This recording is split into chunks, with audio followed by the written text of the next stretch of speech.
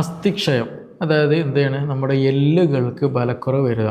ഇത് പറയുമ്പോൾ തന്നെ നമുക്ക് മൈൻഡിൽ വരില്ല, അതൊരു പ്രായം ചെന്ന ഒരു അസുഖമാണ്, അല്ലെങ്കിൽ വയസ്സന്മാരുടെ അസുഖമാണ് നമുക്ക് പലപ്പോഴും തോന്നിപ്പോകും. പക്ഷേ ഇന്ന് ഒട്ടുമിക്ക ആളുകളെയും ബാധിച്ചിട്ടുള്ള ഒരു സൈലൻ്റ് ആയിട്ടുള്ളൊരു പ്രശ്നമാണ് അസ്ഥിക്ഷയം എന്ന് പറയുന്നത്. കാരണം അതിന് പ്രത്യക്ഷത്തിൽ വലിയ ലക്ഷണങ്ങളൊന്നും ആയിരിക്കില്ല.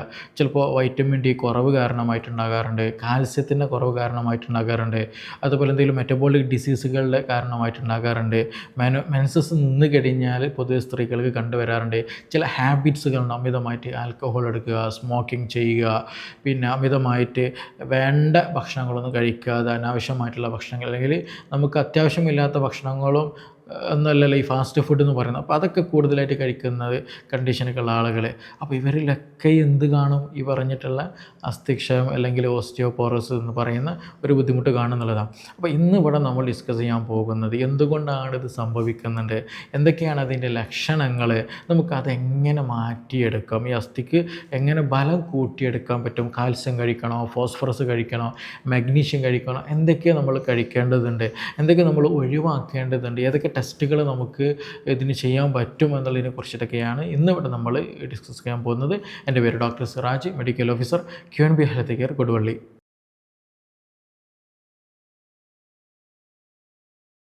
ഈ അസ്ഥിക്ഷയം എന്ന് പറയുന്നത് ആ പേര് പോലെ തന്നെ എന്താണ്, അസ്ഥികൾ ക്ഷയിച്ചു പോകുക അല്ലെങ്കിൽ വീക്കായിട്ട് പോകുക എന്നുള്ളത്, അത് ബലം കിട്ടുന്നില്ല എന്നുള്ളത്. അതായത് ഇതൊരു സൈലൻറ്റ് ഡിസീസാണ് ഞാൻ തുടക്കത്തിൽ പറഞ്ഞല്ലോ. കാരണം എന്താണെന്ന് പറയുക, ഇത് പ്രത്യേകിച്ച് വേദനയോ അല്ലെങ്കിൽ കടച്ചിലോ നീർക്കെട്ട് വരലോ അല്ലെങ്കിൽ അങ്ങനെ യാതൊരു ലക്ഷണങ്ങൾ ഉണ്ടായിരിക്കില്ല എന്നുള്ളത്. പെട്ടെന്ന് വീഴ്ചകൾ സംഭവിക്കുന്ന സമയത്ത് പെട്ടെന്ന് ഫ്രാക്ചർ ഉണ്ടാകുക അല്ലെങ്കിൽ എല്ല് പൊട്ടിപ്പോകുക എന്നുള്ളതാണ്. ഇവൻ ചിലപ്പോൾ നമ്മളെന്തെങ്കിലും ജസ്റ്റ് ഇരിക്കുന്ന സ്ഥലത്ത് നിലത്ത് വീണതായിരിക്കും. അപ്പോൾ സാധാരണ ഒരാൾ ജസ്റ്റ് നിലത്ത് വീണാൽ വലിയ പ്രശ്നങ്ങളൊന്നും ഉണ്ടായിരിക്കില്ല, ഒരു നോർമലായിട്ടുള്ള ഒരാൾ. പക്ഷേ അസ്ഥിക്ഷയമുള്ള ആളുകൾക്ക്, എല്ല് വീക്കായിട്ടുള്ള ആളുകൾ ചിലപ്പോൾ അതേപോലെ വീണിട്ടുണ്ടെങ്കിൽ ചിലപ്പോൾ 1-2 എല്ലുകൾ പൊട്ടിപ്പോകുന്ന അവസ്ഥ വരും. അത് മാത്രമല്ല, അത് പൊട്ടിപ്പോയി കഴിഞ്ഞിട്ട് ഹീലാകാൻ വളരെയധികം സമയമെടുക്കുന്ന ഒരവസ്ഥയൊക്കെ കൂടുതലായിട്ട് വരും എന്നുള്ളതാണ്. അപ്പോൾ അങ്ങനെയുള്ള ആളുകൾ കൂടുതൽ ഇടപെടാൻ, കൂടുതൽ എന്താ പറയുക, എവിടെയെങ്കിലും യാത്രകൾ ചെയ്യാനോ ആളുകളുമായിട്ട് സംസർഗത്തിൽ ഏർപ്പെടുത്താനൊന്നും അവർക്ക് കൂടുതൽ പറ്റില്ല. കാരണം എവിടെയെങ്കിലും എന്തെങ്കിലും പറ്റിപ്പോഴിഞ്ഞാൽ പെട്ടെന്ന് അസുഖങ്ങൾ അല്ലെങ്കിൽ എല്ലുകൾ ക്ഷീണിച്ചു പോകും എന്നുള്ളതാണ്. അപ്പോൾ ഇതിന് സൈലൻറ്റ് കില്ലർ അല്ലെങ്കിൽ സൈലൻറ്റ് എന്നുള്ള ഒരു ടേം ഇതിനോട് ചേർത്ത് വരാൻ കാരണം വേറെ ഒന്നുമല്ല, ഇതിന് മറ്റു ലക്ഷണങ്ങളൊന്നും പ്രത്യക്ഷത്തിൽ കാണില്ല. വേദന, നീർക്കെട്ട്, മറ്റു ലക്ഷണങ്ങൾ ഒന്നും തന്നെ ഉണ്ടാകില്ല എന്നുള്ളതാണ്. അപ്പോൾ ഇനി ഇത് ആരിൽ കാണപ്പെടുമെന്ന് ചോദിക്കുകയാണെങ്കിൽ, ഒന്ന് പ്രധാനമായിട്ടും മെൻസസ് നിന്ന സ്ത്രീകളിൽ ഇത് പൊതുവെ കണ്ടുവരാറുണ്ട്. പുരുഷന്മാരിൽ വരുന്നതല്ല, മെൻസസ് നിന്നാൽ എന്ത് ചെയ്യും കൂടുതലായിട്ട് കണ്ടുവരാറുണ്ട് എന്നുള്ളത്. കാരണം എന്താണെന്ന് ചോദിക്കുകയാണെന്നുണ്ടെങ്കിൽ, ഈ സ്ത്രീകൾക്ക് എന്ത് ചെയ്യും, മെൻസസ് ഉള്ള സമയത്ത് ഈസ്ട്രോജൻ എന്ന് പറയുന്ന ഒരു പ്രൊട്ടക്ഷൻ നൽകുന്ന നല്ലൊരു ഹോർമോൺ ഉണ്ട് ആക്ച്വലി അവർക്ക്. അപ്പോൾ ഈസ്ട്രോജൻ നല്ല ബോഡിയിൽ ഉണ്ടാകുന്ന സമയത്ത്, നല്ല ഹെൽത്തി ആകുന്ന സമയത്ത് ഈസ്ട്രോജൻ എന്ത് ചെയ്യും, എല്ലുകൾക്ക് നല്ല രീതിയിൽ സ്ട്രെങ്ത്ത് കിട്ടാൻ, ബലം കിട്ടാൻ നല്ല രീതിയിൽ ഹെൽപ്പ് കൊടുക്കും, നല്ല രീതിയിൽ സഹായിക്കും. അവിടെ കാൽസ്യത്തിനും ഡെപ്പോസിനും ഫോസ്ഫറസിനും ഡെപ്പോസിനും ഇതിനൊക്കെ എന്ത് ചെയ്യുന്നുണ്ട്, അത് ഡയറക്റ്റും ഇൻഡയറക്റ്റായിട്ട് അത് ഹെൽപ്പ് ചെയ്യുന്നുണ്ട് എന്നുള്ളതാണ്. അപ്പോൾ മെൻസസ് നിന്ന് കഴിഞ്ഞാൽ സ്വാഭാവികമായിട്ടും ഹോർമോൺ വ്യതിയാനങ്ങൾ ഉണ്ടാകും, കുറവുകൾ ഉണ്ടായിരിക്കും, ഈസ്ട്രോജൻ നല്ല രീതിയിൽ കുറയും. ഈ പറഞ്ഞതുപോലെ ആ സപ്പോർട്ട് എന്ത് ചെയ്യും, അവിടെ നഷ്ടപ്പെടും സ്ത്രീകൾക്ക് എന്നുള്ളതാണ്. അപ്പോൾ ഈ പറഞ്ഞതുപോലെ എന്ത് ചെയ്യും, അസ്ഥിക്ഷയത്തിനുള്ള സാധ്യത വളരെ വളരെ കൂടുതലാണ് സ്ത്രീകൾക്ക് മെൻസസ് നിന്ന് കഴിഞ്ഞാൽ. അത് മാത്രമല്ല, നമുക്കറിയാം കാൽസ്യത്തിൻ്റെ കുറവ് അവർക്ക് നല്ലോണം ഉണ്ടായിരിക്കും മെൻസസ് നിന്ന് കഴിഞ്ഞാൽ, വൈറ്റമിൻ ഡിയുടെ കുറവ്, അങ്ങനെ പല പ്രശ്നങ്ങളും ഉണ്ടായിരിക്കും. അപ്പോൾ അതിലൊരു പ്രശ്നമാണ് ഈ പറഞ്ഞ പോലെ എല്ലുകൾക്ക് ബലക്കുറവ് എന്നുള്ളത്. ഇനി ഈവൻ പുരുഷന്മാരുടെ കേസ് എടുത്ത് നടക്കുകയാണെന്നുണ്ടെങ്കിലും ടെസ്റ്റോസ്റ്ററോൺ ഹോർമോൺ കുറവുണ്ടെങ്കിൽ ഈ പറഞ്ഞതുപോലെ മസിലും എല്ലുകളൊക്കെ വീക്കായിട്ട് പോകും, അതിൽ സംശയമൊന്നുമില്ല. പക്ഷെ ഏറ്റവും കൂടുതൽ ബാധിക്കുന്നത് സ്ത്രീകളിലാണ്. അത് ഈ മെൻസസിൽ നിന്ന് കഴിയുന്ന സമയത്ത് ഈസ്ട്രോജൻ അളവ് കുറയുന്നത് മൂലമാണ് ഏറ്റവും കൂടുതൽ അതുണ്ടാകുന്നത് എന്നുള്ളതാണ്. രണ്ടാമത്, പ്രായം ചെന്ന ആളുകൾ, ഒരു 10-70 വയസ്സൊക്കെ കഴിഞ്ഞാൽ എന്ത് ചെയ്യും, കൂടുതൽ നടക്കാനും ഇരിക്കാനൊന്നും പറ്റില്ല. ഇടയ്ക്കിടയ്ക്ക് ചെറിയ രൂപത്തിൽ വാഷ്റൂമിൽ തന്നെ വീഴുന്ന സമയത്ത് പെട്ടെന്ന് എല്ലുകൾ പൊട്ടിപ്പോകുന്ന അവസ്ഥ, പെട്ടെന്ന് ഹീലാകുന്ന, എല്ലുകൾ കൂടിച്ചേരുന്നില്ല, അങ്ങനെയൊക്കെയുള്ള ബുദ്ധിമുട്ടുകളൊക്കെ വരും. അപ്പോൾ പ്രായം ചെന്ന ആളുകളെ നമ്മൾ എന്ത് ചെയ്യണം, പ്രത്യേകം പരിഗണിക്കേണ്ടതാണ്. അവർക്ക് ഈ അസുഖം കൂടുതലായിട്ട് കണ്ടുവരാറുണ്ട് എന്നുള്ളതാണ്. അതേപോലെ തന്നെയാണ് വെയിറ്റ് കുറഞ്ഞ ആളുകൾ, അതും കൂടി നമ്മൾ ശ്രദ്ധിക്കണം. അതായത് ഹൈറ്റൊക്കെ ഉണ്ട്, പക്ഷേ ആൾ നല്ല തിന്നായിട്ട് വീക്കായിട്ടുള്ള ആളുകൾ, അവർക്ക് എന്താണ് വൈറ്റമിൻ ഡിൻ്റെ കാൽസ്യത്തിനൊക്കെ കുറവുണ്ടായിരിക്കും. അപ്പോൾ ബോൺസ് എന്ത് ചെയ്യും, വീക്കായിട്ട് പോകാനുള്ള സാധ്യത വളരെ വളരെ കൂടുതലാണെന്നുള്ളതാണ്. അതേപോലെ മറ്റൊരു കാരണമാണ് ഈ എക്സസൈസുകളൊന്നും ഇല്ലാതെ എപ്പോഴും സെഡൻറ്ററി ലൈഫിലുള്ള ആളുകൾക്ക് ബോൺ വീക്കായിട്ട് പോകുന്നുള്ളത്. കാരണം വേറെ ഒന്നുമില്ല, ഈ ബോണിൻ്റെ ഗ്രോത്തിനും അതിൻ്റെ സ്ട്രെങ്ത്തിനും എക്സസൈസുകൾ മൂവ്മെൻറ്റ് നല്ല രീതിയിൽ ബാധിക്കുന്നുണ്ടെന്നുള്ളതാണ്. അപ്പോൾ നമ്മൾ നല്ല രീതിയിൽ അധ്വാനിക്കുന്ന ഒരാളുടെ ബോൺ ഡെൻസിറ്റി, ബോണ്ട് ഒരു സ്ട്രെങ്ത്തും, യാതൊരു നടത്തോ അല്ലെങ്കിൽ അങ്ങനെയൊന്നുമില്ല, എപ്പോഴും കിടക്കലും അങ്ങനെ ചെറിയ ഒതുങ്ങിക്കൂടിയ ലൈഫുള്ള ഒരാളുടെ ബോൺ ഡെൻസിറ്റി എടുത്ത് നോക്കുകയാണെങ്കിൽ രണ്ടിലും നല്ല ഡിഫറൻസ് ഉണ്ടായിരിക്കും. മസിൽസിൽ മാത്രമല്ല ബോൺസിലും നല്ല ഡിഫറൻസ്. നമുക്കറിയാം, നല്ല രീതിയിൽ വർക്കൗട്ട് എടുക്കുന്ന അല്ലെങ്കിൽ നല്ല അധ്വാനിക്കുന്ന ആളുകളെ മസിൽ ഭയങ്കര സ്ട്രെങ്ത് ആവും, ബോഡി സ്ട്രെങ്ത് ഉണ്ടായിരിക്കും, അതിനനുസരിച്ച് അവിടെ എല്ല് സ്ട്രെങ്ത് ഉണ്ടായിരിക്കും, ബോൺ സ്ട്രെങ്ത് ഉണ്ടായിരിക്കും. ഇതൊന്നുമില്ല, വയറൊക്കെ ചാടി തടിച്ച് വീർത്ത് നടക്കുന്ന ഒരാളെ സംബന്ധിച്ചിടത്തോളം അവരുടെ ബോഡി ഫാറ്റ് ആയിരിക്കും, ബോഡി വീക്കായിരിക്കും, മസിൽ വീക്കായിരിക്കും. അതേപോലെ തന്നെ എന്ത് ചെയ്യും, കമ്പാരിറ്റീവ്ലി എല്ലുകൾ വീക്കാവുകയും ചെയ്യുന്നുള്ളത്. ഓസ്റ്റിയോപോറോസിസ് ഉണ്ടായിരിക്കില്ല, പക്ഷേ കമ്പാരിറ്റീവ്ലി എന്ത് ചെയ്യും, ഈ പറഞ്ഞതുപോലെ ബോണിൻ്റെ സ്ട്രെങ്ത്ത് കുറയാനുള്ള സാധ്യത വളരെ വളരെ കൂടുതലാണ്. പിന്നെ അതേപോലെ തന്നെ ചില മെറ്റബോളിക് ഡിസീസുകൾ, അതായത് ഹൈപ്പർ പാരാതൈറോയിഡിസം പോലെയുള്ള കാൽസ്യത്തിനും മെറ്റബോളിസത്തൊക്കെ ബാധിക്കുന്ന എന്തെങ്കിലും അസുഖങ്ങളുള്ള ആളുകൾക്ക് ഈ പറഞ്ഞതുപോലെ എന്ത് ചെയ്യും, ബോൺ ഡെൻസിറ്റി പെട്ടെന്ന് കുറയാനുള്ള സാധ്യതയുണ്ട്.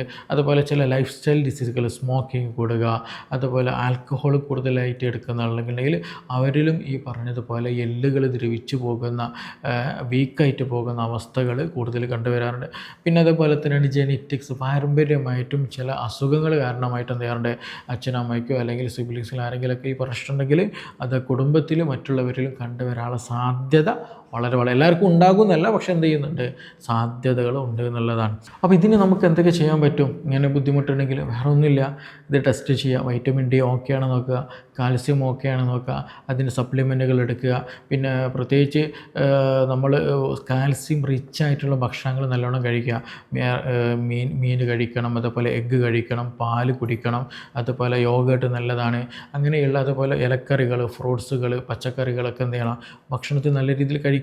ഭക്ഷണം നല്ല രീതിയിൽ കഴിക്കുക എന്നുള്ളതാണ്. അതേപോലെ കരിച്ചത്, പൊരിച്ചത്, വറുത്തത്, എണ്ണയിലുള്ള കൂടുതൽ ഇൻഫ്ലമേഷൻ ബോഡിയിൽ ഉണ്ടാക്കുന്ന, കൂടുതൽ ഷുഗർ അടങ്ങിയിട്ടുള്ള ബേക്കറി ഐറ്റംസുകൾ, കൂടുതൽ ഉപ്പടങ്ങിയിട്ടുള്ള ഫാസ്റ്റ് ഫുഡുകൾ, ഉപ്പിലിട്ട ഉണക്കമീൻ പോലെയുള്ള ഭക്ഷണങ്ങൾ, അച്ചാറ് പോലെയുള്ളത്, ഇങ്ങനെയുള്ള ഇൻഫ്ലമേഷൻ ബോഡിയിൽ കൂട്ടുന്ന അല്ലെങ്കിൽ ഓസ്റ്റിയോപോറോസിസ് കൂടുതൽ ഉണ്ടാക്കാൻ കാരണമാകുന്ന ഭക്ഷണങ്ങളൊക്കെ നമ്മൾ ഒഴിവാക്കുക. ഒരു നല്ല ഹെൽത്തി ലൈഫ് സ്റ്റൈൽ നമ്മൾ കീപ്പ് ചെയ്യുക എന്നുള്ളതാണ്. ഇനി മറ്റൊന്നാണ് എക്സസൈസ്. ഞാൻ നേരത്തെ പറഞ്ഞല്ലോ, എക്സസൈസ് വളരെ ഇമ്പോർട്ടൻ്റ് ആണ്. നമ്മൾ വ്യായാമം ചെയ്യുന്നതിനനുസരിച്ചുണ്ടെങ്കിൽ നമ്മുടെ മസിൽ ബ്രേക്ക് ആവും, അത് ഹീലാവും, വീണ്ടും നല്ല രീതിയിൽ ഗ്രോ ഉണ്ടായിരിക്കും. അപ്പോൾ മസിൽ ബിൽഡപ്പ് അവിടെ നടക്കുന്നത് പോലെ തന്നെയാണ് ബോണിൻ്റെ സ്ട്രെങ്ത്ത് അവിടെ നല്ല രീതിയിലുണ്ട്. അപ്പോൾ എക്സസൈസ് ആയിട്ട് നമ്മൾ ചെയ്യേണ്ടത് സൈക്ലിങ്, ജോഗിങ്, ജമ്പിങ്, സ്വിമ്മിങ്, പിന്നെ നല്ല രീതിയിൽ ബ്രീത്തിങ് എക്സസൈസുകൾ, എല്ലാ രീതിയിലും നമ്മൾ എന്ത് ചെയ്യണം, വ്യായാമങ്ങൾ. വെയിറ്റ് ലിഫ്റ്റിംഗ് വളരെ ഇമ്പോർട്ടൻ്റ് ആണ്. വെയിറ്റ് ലിഫ്റ്റിംഗ് നമ്മൾ ചെയ്യുന്ന സമയത്താണ് ബോണ് ജോയിൻറ്റിനൊക്കെ എന്ത് ചെയ്യുന്നത്, നല്ല രീതിയിൽ സ്ട്രെങ്ത്ത് കിട്ടുന്നുള്ളത്. അപ്പോൾ എന്ത് ചെയ്യണം, എക്സസൈസ് വളരെയധികം ഇതിനെ ബാധിക്കുന്നുണ്ട്. നമ്മൾ നല്ല രീതിയിൽ ചെയ്യുക എന്നുള്ളത്. ഭക്ഷണം ഇമ്പോർട്ടൻ്റ് ആണ്, എക്സസൈസ് വളരെ രീതിയിൽ ഇമ്പോർട്ടൻ്റ് ആണ്. പിന്നെ അതേപോലെ തന്നെയാണ് നമ്മൾ സ്മോക്കിങ്, ആൽക്കഹോൾ അബ്യൂസുകൾ, അതായത് ആൽക്കഹോൾ അമിതമായിട്ട് എടുക്കുന്ന ശീലമുണ്ടെങ്കിൽ ഈ പറഞ്ഞതുപോലെ എന്ത് ചെയ്യും, രക്തോട്ടം കുറയുകയും ഈ കാൽസ്യത്തിന് വൈറ്റമിൻ ഡെഫിഷ്യൻസി നല്ല രീതിയിൽ ഉണ്ടാവുകയും ഈ പറഞ്ഞതുപോലെ ബോൺ നല്ല രീതിയിൽ വീക്കാവുകയും ചെയ്യും. പിന്നെ അതിന് കൂടെ നമ്മൾ ശ്രദ്ധിക്കേണ്ട ഒരു കാര്യം കൂടെയുണ്ട്, നമ്മുടെ വെയിറ്റ് എന്ത് ചെയ്യണം, എപ്പോഴും നമ്മൾ മാനേജ് ചെയ്യണം. പ്രോപ്പർ വെയിറ്റ് മാനേജ്മെൻറ്റ് ഇമ്പോർട്ടൻ്റ് ആണ്. ഇപ്പോൾ ചില ഈ വെയിറ്റ് കുറഞ്ഞ ആളുകൾക്ക് എന്ത് ചെയ്യും, ഈ എല്ലുകൾ വീക്കാകാൻ കാൽസ്യത്തിന് കുറവൊക്കെ ഉണ്ടാവും, ഫോസ്ഫറസിന് കുറവൊക്കെ ഉണ്ടായിരിക്കും. അപ്പോൾ തിക്നെസ് കുറയും, ബോഡി പെയിൻ കൂടുതലുണ്ടായിരിക്കും, പെട്ടെന്ന് എന്ത് ചെയ്യും, തീരെ ബലം ഉണ്ടായില്ല, തീരെ താക്കത്തുണ്ടായിരിക്കില്ല, പെട്ടെന്ന് ഫ്രാക്ചർ ഉണ്ടാകാനുള്ള സാധ്യത കൂടുതലാണ്. അപ്പോൾ ബോഡി വെയിറ്റ് കുറയരുത്, അത് നമ്മൾ ശ്രദ്ധിക്കാം. അതേപോലെ തന്നെയാണ് എന്ത് ചെയ്യരുത്, നമ്മൾ ബോഡി വെയിറ്റ് കൂടാനും പാടില്ല. ഒന്ന് എന്ത് ചെയ്യും, നമ്മൾ നല്ല രീതിയിൽ വയറൊക്കെ ചാടി തടിച്ച് വീർത്തിട്ടുണ്ടെങ്കിൽ എന്ത് ചെയ്യും, നമ്മുടെ ജോയിൻറ്റുകൾ വീക്കായിട്ട് പോകും, എല്ലുകൾക്ക് നമ്മുടെ ബോഡിയുടെ ഭാരം താങ്ങാൻ പറ്റാത്ത കണ്ടീഷൻ വന്നു പോകും. അത് ജോയിൻറ്റ് പെയിനുകൾ, അതുപോലെ ഓസ്റ്റിയോ ആർത്രൈറ്റിസ് പോലുള്ള കണ്ടീഷനുകളിൽ നമ്മൾ ഉണ്ടാക്കുന്നുള്ളതാണ്. അത് നമ്മൾ നല്ലോണം ശ്രദ്ധിക്കണം. അതേപോലെ അതേപോലെ തന്നെയാണ് ഈ എല്ലുകൾ പെട്ടെന്ന് ദ്രവിച്ചു പോവുകയും പെട്ടെന്ന് വീഴ്ചകൾക്കുള്ള സാധ്യത കൂടുതലാണ് അല്ലേ. നമുക്കറിയാം തടിയുള്ള ആളുകൾ നടക്കുമ്പോൾ തന്നെ നമ്മൾ കാണുമ്പോൾ പേടിയാണ്. അവരെവിടെയെങ്കിലും പെട്ടെന്ന് തടഞ്ഞാൽ നേരെ പെട്ടെന്ന് എന്ത് ചെയ്യും, മുന്നോട്ടോ വേഗോട്ടോ സൈഡിലോട്ടോ വീണ് പോകും. പിന്നെ അവിടെ നിന്ന് എണീക്കാൻ പറ്റില്ല. അപ്പോൾ ഇതൊക്കെ വലിയ തോതിൽ എന്ത് ചെയ്യുന്നുണ്ട്, നല്ല രീതിയിൽ ജോയിൻറ്റിനെ ബാധിക്കുന്നുണ്ട്, അതേപോലെ ബോണിൻ്റെ സ്ട്രെങ്ത്തിനെ ബാധിക്കുന്നുണ്ട്. അപ്പോൾ വെയിറ്റ് നമ്മൾ മാനേജ് ചെയ്യൽ എന്ത് ചെയ്യാണ്, ഇതിന് വളരെ ഇമ്പോർട്ടൻ്റ്. കാൽസ്യം കഴിക്കൽ ഇമ്പോർട്ടൻ്റ് ആണ്, വൈറ്റമിൻ ഡി മെയിൻറ്റെയിൻ ചെയ്യൽ ഇമ്പോർട്ടൻ്റ് ആണ്, അതുപോലെ സ്മോക്കിംഗ് ആൽക്കഹോൾ കംപ്ലീറ്റ് അവോയ്ഡ് ചെയ്യണം, വെയിറ്റ് ബാലൻസ് ചെയ്യണം, എക്സസൈസ് നല്ലോണം ചെയ്യണം, സെഡൻറ്ററി ലൈഫ് നല്ല രീതിയിൽ കുറയ്ക്കണം, ആവശ്യമുള്ള നല്ല ഭക്ഷണ പദാർത്ഥങ്ങൾ എന്ത് ചെയ്യണം ഒക്കെ നമ്മൾ ഉൾപ്പെടുത്തുക എന്നുള്ളതാണ്. അപ്പോൾ ഇതൊക്കെ ചെയ്യുമ്പോൾ തന്നെ എന്ത് ചെയ്യും, നമ്മുടെ ബോഡിയിൽ ഈ സ്ട്രെങ്ത്ത് നല്ല രീതിയിൽ കൂടും എന്നുള്ളതാണ്. ഇനി നിങ്ങൾ നോക്കി, ഈ സപ്ലിമെൻ്റ് എടുക്കുന്ന കാര്യത്തിൽ നമ്മൾ ശ്രദ്ധിക്കണം. അമിതമായിട്ട് നമ്മൾ കാൽസ്യം എടുത്ത് കഴിയുന്ന, ഇപ്പോൾ എല്ല് വീക്കാണെന്ന് കരുതിയിട്ട് നേരത്തെ തന്നെ പോയിട്ട് എന്ത് ചെയ്യരുത്, ടെസ്റ്റുകളൊന്നും ചെയ്യാതെ നമ്മൾ ഒരിക്കലും സപ്ലിമെൻ്റ് എടുക്കരുത്.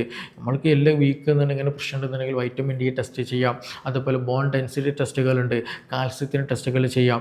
അപ്പോൾ കാൽസ്യം കുറവുണ്ട് എന്നുണ്ടെങ്കിൽ ഒരു ഡോക്ടറെ കണ്ടിട്ട് അവരുടെ നിർദ്ദേശത്തോടു കൂടെ മാത്രം എടുക്കാൻ പാടുള്ളൂ. ചില ആളുകൾക്ക് എന്ത് ചെയ്യും, ഡയറ്റും കാര്യങ്ങളും എക്സസൈസ് ചെയ്താൽ നോർമലായിട്ട് വരും. ചില ആളുകൾക്ക് സപ്ലിമെൻ്റ് എടുക്കേണ്ടി വരും. അതിനൊരു നിശ്ചിത സമയമുണ്ട്. ഇത് നല്ലതാണ് എന്ന് കരുതിയിട്ട്, കാൽസ്യം അല്ലേ എല്ലിന് ബലം കിട്ടുമല്ലോ എന്ന് കരുതിയിട്ട് കൂടുതൽ കഴിച്ചാൽ എന്ത് ചെയ്യും, നമ്മുടെ മെറ്റബോളിസം കംപ്ലീറ്റ് ഡാമേജ്ഡ് ആയിട്ട് വരും. പിന്നെ ഹൈപ്പർ കാൽസ്യമി, ബ്ലഡിൽ ഹൈപ്പർ കാൽസ്യം എന്ന കണ്ടീഷൻ ഉണ്ടായിരിക്കും. അതുപോലെ യൂറിൻ സ്റ്റോണുകൾ ഫോം ചെയ്യുന്ന അവസ്ഥകൾ വരും. അങ്ങനെ പലതരത്തിലുള്ള ബുദ്ധിമുട്ടുകൾ വരും. അപ്പോൾ കാൽസ്യം എടുക്കുന്നതിന് മുന്നോടിയായിട്ട് നമ്മൾ നിർബന്ധമായിട്ടും ആ കാര്യം കൂടെ ശ്രദ്ധിക്കേണ്ടത്. അതേപോലെ നമ്മളിതിൽ കാൽസ്യം മാത്രമല്ല, ഫോസ്ഫറസ് ഇമ്പോർട്ടൻ്റ് ഉണ്ട്, അതുപോലെയാണ് മാഗ്നീഷ്യം ഇമ്പോർട്ടൻ്റ് ഉണ്ട്, അതുപോലെ തന്നെയാണ് വൈറ്റമിൻ കെ വളരെ ഇമ്പോർട്ടൻ്റ് ആണ്. കാരണം ഈ ബോൺസ് ഉണ്ടാവുക, അതിൻ്റെ മെട്രിക്സ് ഫോം ചെയ്യുക, അതിന് സ്ട്രെങ്ത് ഉണ്ടാക്കി കൊണ്ടുവരിക.